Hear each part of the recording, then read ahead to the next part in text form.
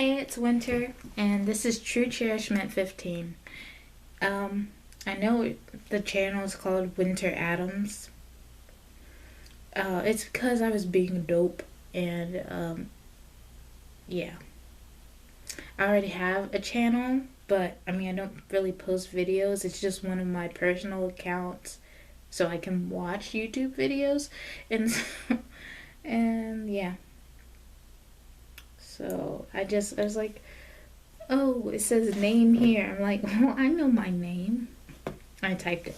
So I probably try to fix that. I don't even know if I can fix that. That's how new I am to this whole thing. Anyway, the topic for today is confidence. I can personally relate to confidence.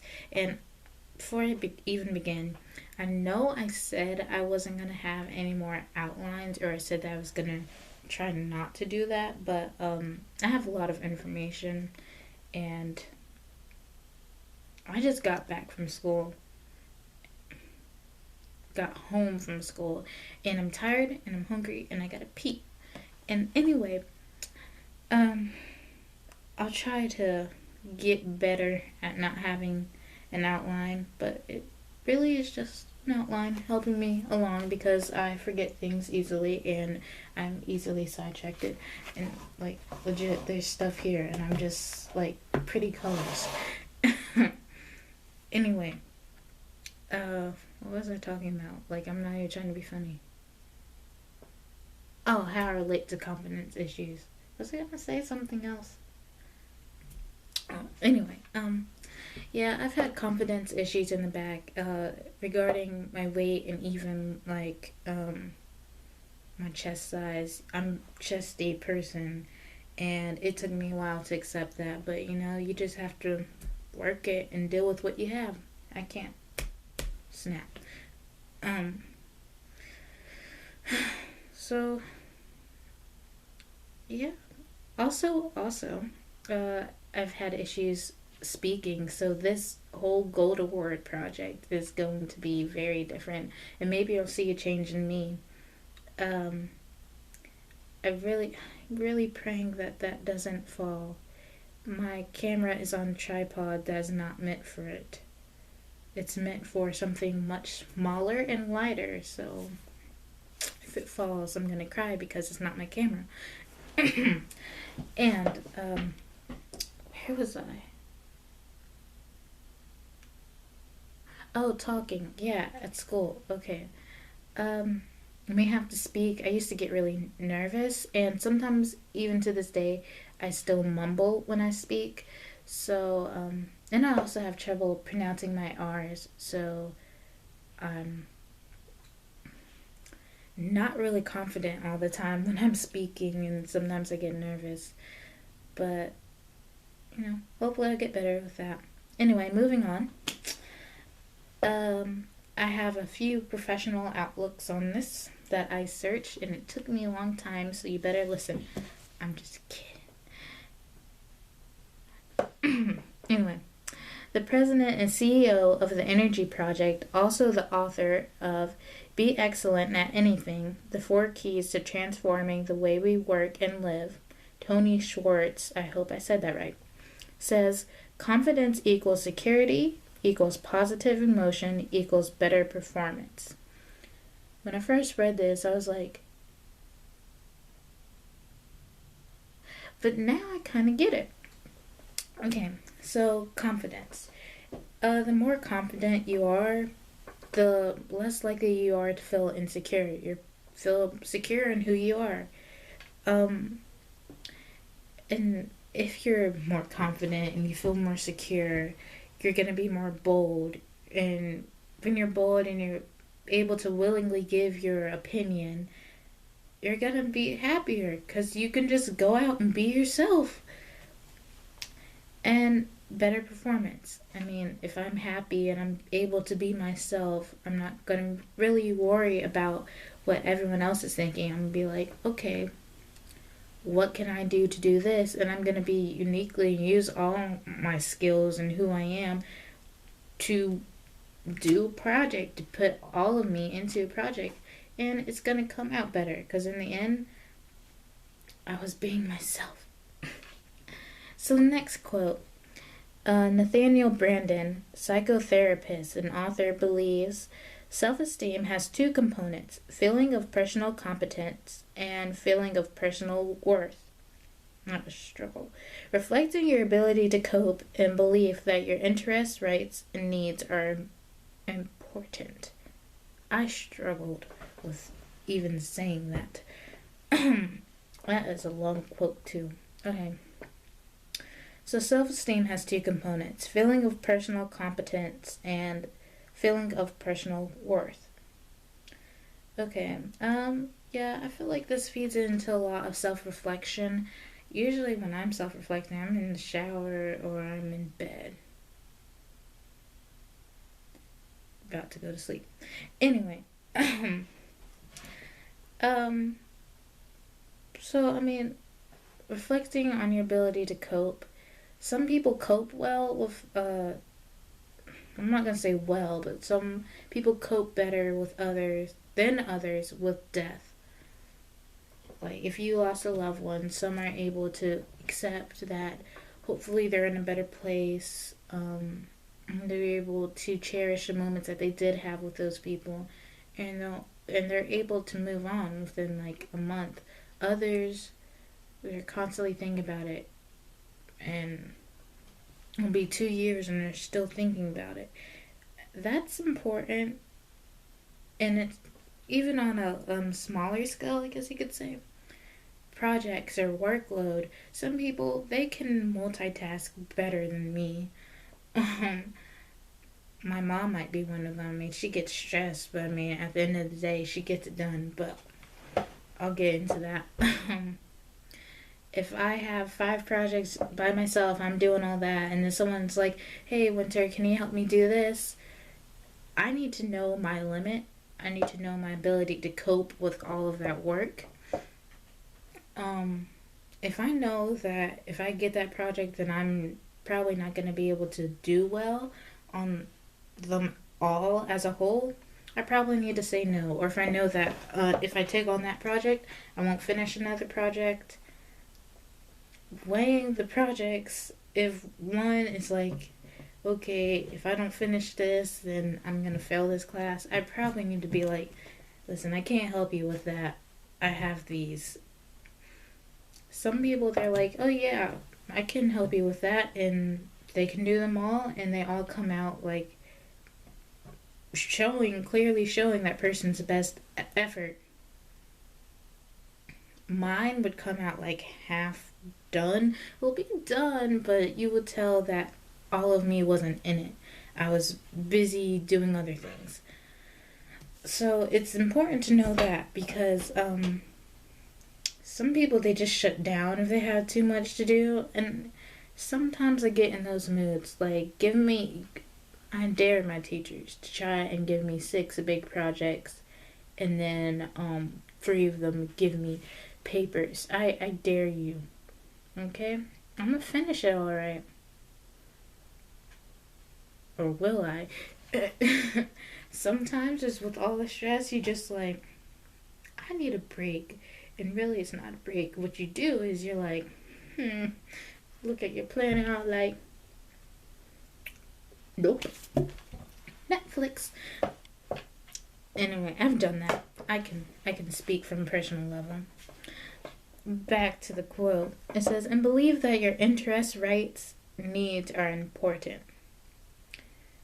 I mean, if you don't believe that all that is important, how are you going to be able to respect someone else's views? It's going to be harder for you, I feel like.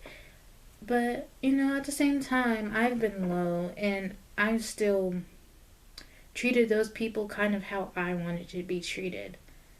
I made eye contact with them when they were telling me what was up, or something that they were really passionate about. Say they're really passionate about bike riding. They were telling me about this vacation that they're going on this upcoming weekend, even though I'm doing nothing for the weekend. I mean, I would still listen to them and be interested in the topic, just even if it was just to see their face light up. But if you don't believe that your interests and rights and needs are important, you're most likely, I'm saying this very loosely, but you're probably not going to be someone many people want to be around, because they're trying to find out more about you, and you keep shutting them down. You keep saying, "Oh no, it's nothing." I mean, you could be like a beautiful artist, make the most wonderful works, and you're just trashing your work with your words. So it's important to know yourself and reflect on yourself. That's what I got from the quote. Maybe that's not what you got. And psychologist Carl Rogers states that the more accepting people are of themselves, the more likely they are to accept others. I feel like this feeds into the bully theory, though. Um, if you don't accept yourselves, then you're not going to accept others. Which, I mean, I kind of get that, but then I'm kind of like, I don't know if that's true. I'll get more into that later on. That relates to something later on. Anyway, if I accept myself and I love myself, I'm gonna be able to accept others better and love them better. I mean, logically that's how it's supposed to be, but I mean sometimes it doesn't always work out that way, to be honest. But as far as love, I feel like if I can't love myself, how am I gonna show someone else that I love them? How am I going to do that in a positive way? It's gonna be very, very hard because I don't know what love is personally. I mean, I might have received love, but if I don't love myself but others are loving me, how am I gonna take that? Because I really have no idea what love is because I don't show myself love. So, I'm reading a note. That's why I'm making this funky face. I'm sorry. Anyway, let's continue on to the facts. Among high school students, 44% of girls and 15% of guys are attempting to lose weight. Now, that's not necessarily a bad thing, but then on the other hand, it's kind of like, okay, why are they losing weight? You can lose weight for wrong reasons, and you can lose weight for right reasons. Wrong reason, I guess, would be for someone else. You should always lose weight for yourself, for your health. Roughly 20% of teens will go through depression before reaching adulthood. Now, I've never went through depression. I've been really sad sometimes, or sometimes I just shut everyone out, or I just want to keep to myself, or I'm not productive. But I mean, that usually doesn't last long. My pastor was preaching on this, and he's like, you really don't have time for depression. God gave you a mission, you need to do it. And I completely agree with him. I'm not trying to be, I don't want to say this harsh, but you kind of have to try to get through those rough moments as quickly as you can. Life is really short when you look at it.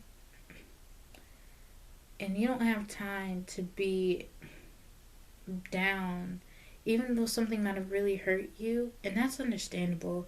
You don't have time to just be down. You got to get back on your feet, and you got to try to make things better for yourself. You have to be happy again. Spread God's love.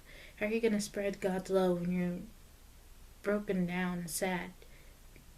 And I mean, there's time for healing, and maybe depression is a time for healing, but I feel like you should try to get through it as quickly as possible. And it's probably not easy. It's probably not. But there are many people out there that I can think of that are willing to help. And see, I've never been through depression, so I can't really relate a lot.